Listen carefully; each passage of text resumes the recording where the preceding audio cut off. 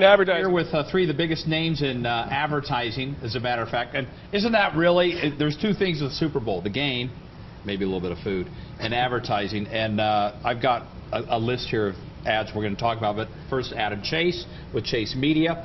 Scott Pierce, our good friend from the Salt Lake Trib, sometimes our good friend, usually our good friend, Dave Thomas from Thomas Arts. And you're all actively involved in this type of media. So let me ask you, before we get into specific commercials, what has become of this whole concept that we watch the Super Bowl now? It might be the only program where you want to see the commercials. Is that good or bad for the industry?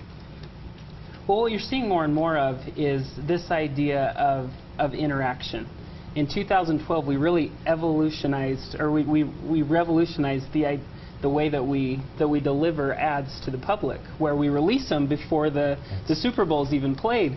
And so you have this interaction where you have this build-up leading you up into the big game.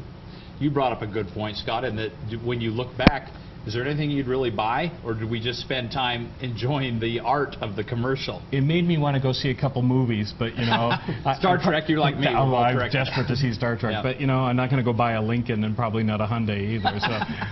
Or kiss a horse. Oh. Dave, what about you? Where have we gone with this? It's interesting, because if you were looking for humor and you were looking for those things that just kind of punched you in the gut, like they used to, like in years past, you didn't see a lot of that this year, but you did see some emotion. And people buy based on emotion, and so those that were able to tap into the emotional side of things, whether it was funny or whether it was something that kind of more heartfelt, a relationship with a horse, something like that. That just sounds weird, doesn't it? That kind of relationship with the horse. It's kind of makes human, me want to but buy. There you go. But it sticks with you. Well, let me ask you then, because I think my top 5, if you will, is probably quite a bit different from yours, probably because you guys have a bigger heart than I do. I will admit that. So let me just go right through. I don't know about that. And let's go. That's a great point. Sorry, Scott. Let me start with you, Dave. Your favorite spot and why? Well, it's interesting because these companies really know how to segment, and they know how to go after the segments, those that really are buying their product. But I'm not a beer drinker, but that Budweiser commercial got me. Where the horse sees the guy and comes I mean, it was so well executed. When the horse turns the corner, I mean, that was just a moment that everybody in our house was just kind of melting. You're just sobbing. I probably won't go out and buy a beer, but I thought about it. You like that one? Yeah. It was interesting to me that they made the Clydesdales into big puppies. Yeah, seriously, it wasn't like having a horse. It was I had my little dogs there, and I thought this is the equivalent of that.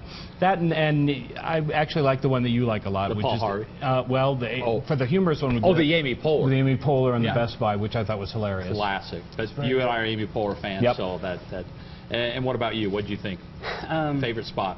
One spot that might not have been my favorite. It wasn't the most exciting. It wasn't the funniest, but the spot that's going to make me go back and think over and over and over again. So eventually this smog is going to clear, and we're going to break 16 degrees, and you're going to be in your backyard and you're going to be barbecuing. And then spontaneously you're going to go back in the backyard and throw the pigskin around with your family. And you're going to see on an island that you have Uncle Steve there with Grandpa Davis, and you're going to look him off, and somewhere through your read progression, you're going to say hut, hut, and somewhere between that second and fourth hut, you're going to start tasting pepperoni and meatballs. Okay. Every time we say hut, now moving forward, we're going to think of Pizza Hut. And somehow they've worked that into our lives, that now Pizza Hut's become part of that everyday experience. All right, very good. All right, we've got more to talk about, and tomorrow night on Talking Sports, all of these three are going to break down the top 3, which we tend to gravitate towards the humor side. So we'll do that tomorrow. And Ken, I have the list here, so we'll do that. Adam Chase, Dave Thomas, Scott Pierce, thank you guys so much.